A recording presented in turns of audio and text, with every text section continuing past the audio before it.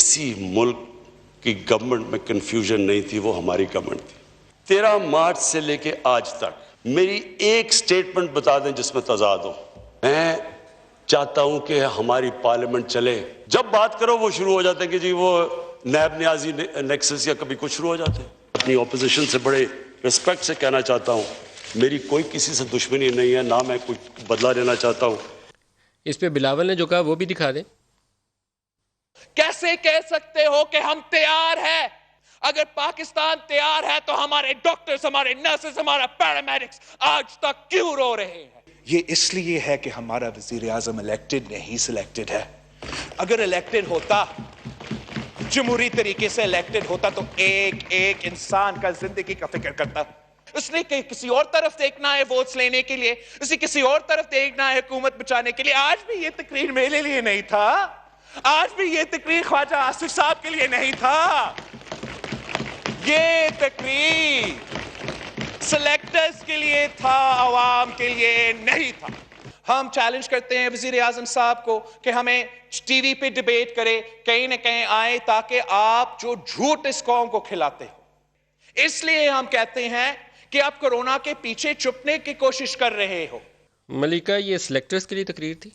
Thank you Nadeem. Nadeem دیکھیے، جہاں تک وزیر اعظم کی تقریر کی بات ہے، وزیر اعظم کے بیانیے کی بات ہے، وزیر اعظم ہمیشہ بہت بہادری سے، بردباری سے اور اپوزیشن کی تضحیق آمیز گفتگو کا جواب دیتے ہیں، بارہا دیتے ہیں، اور یہ ان کا ایک امپورٹنٹ پرسنالٹی ٹریٹ ہے۔ آپ نے آج بھی دیکھا کہ وزیر اعظم نے ایک میگنانمس ایٹیٹیوڈ اڈاپٹ کیا، پارلیمان میں آئے، پارلیمان کے ممبران کو جو اپنی ساری سیاست احتساب کے بینر کے انڈر کرتے ہیں ان سے گفتگو کی، ان کو اویئر کیا کہ ہماری کیا حکمت عملی ہے، ہم نے کیا سٹیپس اٹھائے، ہمارا کیا لائے عمل ہے اور ہماری آگے کی اسٹریٹجی کیا ہے۔ لیکن پارلیمان کے اندر آنے کو آپ احسان کیوں سمجھتے ہیں؟ نہیں ندیم، ہم صرف یہ کہتے ہیں کہ آپ تو کہتے ہیں کہ آپ ایکسپیرینس ہیں، آپ نے بارہا سیاست کی ہے، ایوان چلائے ہیں، گرائے ہیں، تو آپ کو پارلیمانی روایات کیوں نہیں معلوم؟ ایسا کیوں ہوتا ہے کہ آپ کے پاس کوئی مثبت بات کرنے کے لیے نہیں ہے سوائے تضحیق کرنے کے؟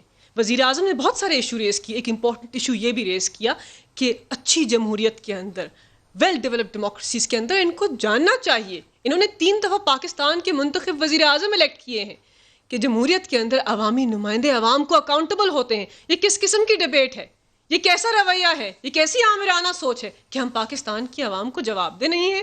یہ آپ کس قسم کے آمر ہیں؟ اپنے آپ کو عوامی نمائندے کہتے ہیں اور پاکستان کی عوام کے ضامن بنتے ہیں اور پھر انہیں کو جواب دہ نہیں ہے۔ آپ کے اوپر کرپشن کی ایلیگیشنز ہیں، آپ نے پاکستان کی عوام کے پیسے کا ضیاع کیا ہے، جواب دیجئے، ہمیں نہیں، اداروں کو۔